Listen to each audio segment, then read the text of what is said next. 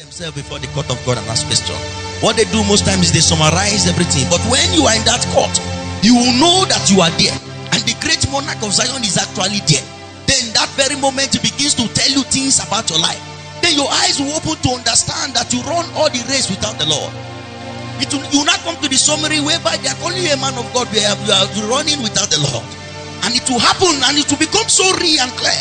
You will say, but have I not been in your presence, Lord?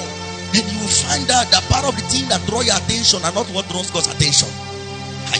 It does not mean that something that draws your attention is not what draws God's attention. What you cry for on the place of altar is not what God sees and moves.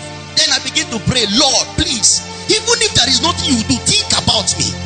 Just think about me. The Bible says, I know the thought I think towards you are thought of good and not of evil. Do you think it's everybody God thinks about? The word was specific towards who? You, not towards them.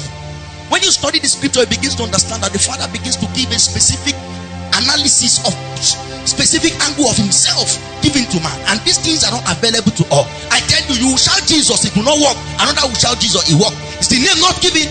You understood that what give life to the name is different in my life than your own. To you, you may eat all night. If I eat the way you eat, the name will lose its potency in my life.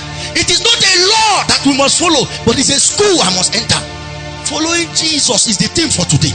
But I begin by analyzing my life. Then I saw miracles and testimonies, and most especially breakthrough financial testimonies. It hits many people. They share testimonies.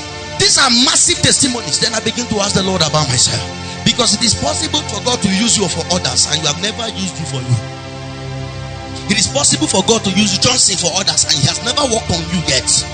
Suddenly it dawned on me that most of these manifestations are the faith level of the people who came. So there is a level of faith you come with. In my own alignment it will work. In my own alignment it will work. Now the thing that will make a preacher, somebody says